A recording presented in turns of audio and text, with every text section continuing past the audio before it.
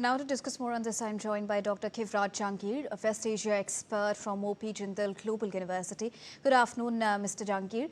Now, after US's involvement, Syria announced its withdrawal from violence at Sweden, and after that, al-Sharaa government says it is important for them to protect the Druze community.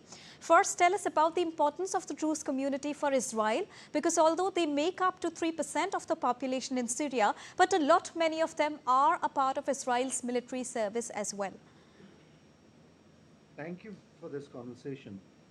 And I really appreciate your presentation of this area's sectarian map. I think that's very important for people in India to really imagine that part of the world, that it's not one homogeneous Islamic world. There are very many non-Islamic communities.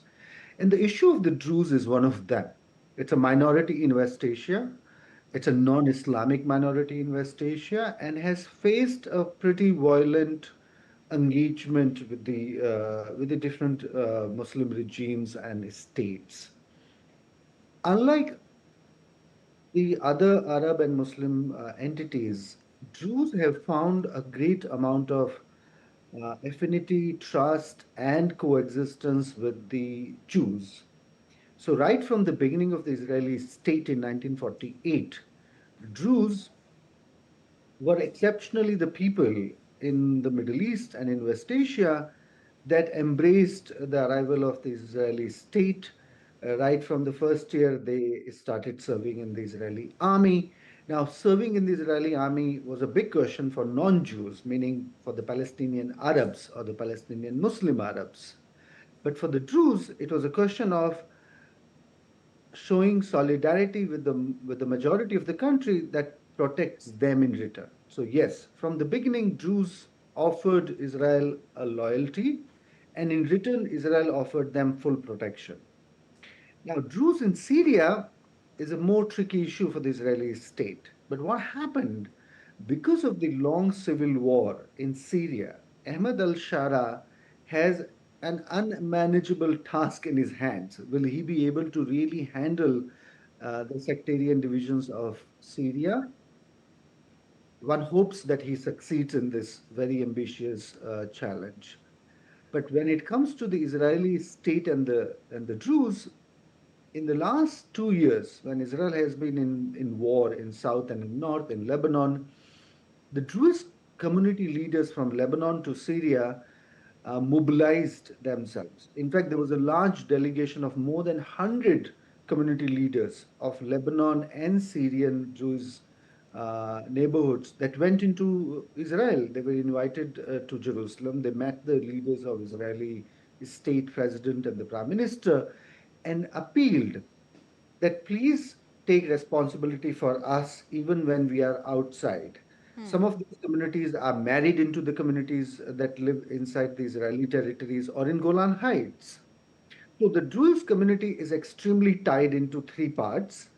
And because Israel holds a very significant part of it on its side, it has found itself in a very difficult position to be indifferent to whatever happens to the Druze in Syria. More importantly, uh, it also serves a great strategic purpose for the Israeli military. If we look at Syria's southern part, after Golan Heights, the, the, the, the Druze villages and the towns are actually the buffer zones between Israeli state and the other mainstream Syrian land, let's say the Sunni dominated or the others.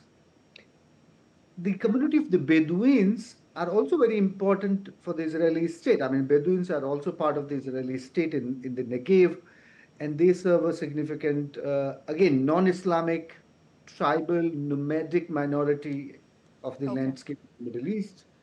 So Israel is actually now in a very, let's say, overconfident position to go beyond its territory and say, well, we will protect this particular group because we have a particular historical affinity with the group.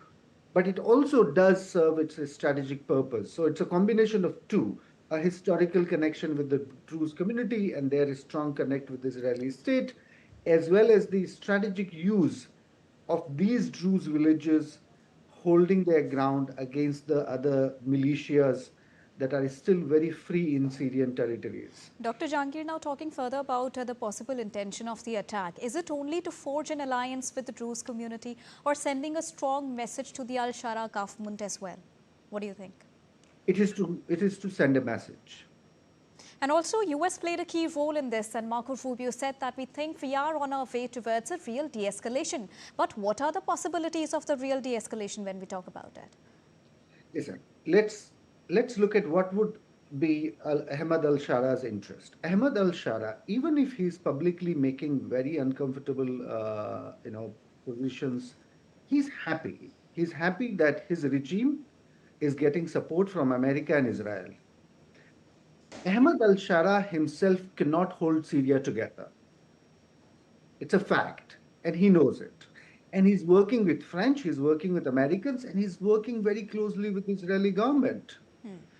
Of course, for the optics and for greater amount of his standing, he would say, no, we don't like these kind of air strikes. We will not let any foreign entity come and create divisions between the Druze and the other Syrian communities.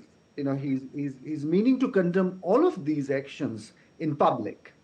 But there are really no fundamental, differences when it comes to Syria's territorial integrity and Ahmed al-Sharaa's dependence on America and Israel to hold the land together. I think he is diplomatic, he is very smart, and he's taking the help where he needs those hands, but he would also appear very independent and autonomous to stand against these in public forums. What next happens to the Druze community? Is their will being heard? Listen, minorities in West Asia are not in a comfortable position now or in the past. As a minority, it's very difficult to survive in these places because you don't have any kind of a state protection by law. You depend on your goodwill and the relationship with the majority group that you live next to. So I think Druze are going to live in a very precarious situation because of two factors. Because of the Israel-Hamas long war, the regional landscape is rapidly changing. Imagine Lebanon is a new country. Syria is a completely new country. But these are also very fragile countries. There is no one new system that is holding things together. Ahmed al-Sharaa cannot control many of the militias in Syria, which are in a way taking revenge or taking their historical count with other communities because of the long civil war. So I think minorities will have to look out for whatever help they get in order to protect themselves. They will have to live in a very, very, let's say, anxious years to come. Unless there is a regime that takes a very firm control of the land, as well as offers a very full commitment that we will protect all the groups, Islamic, non-Islamic, Shia, Sunni, Christian, no matter what. Syria doesn't have very, pleasant history among these communities in the recent decade. So all of these communities feel that they are on their own and they have to look out for themselves. All right. Thank you so much, Dr. Khinvraj Jangid, for joining us and bringing us a very detailed perspective on the developing situation there.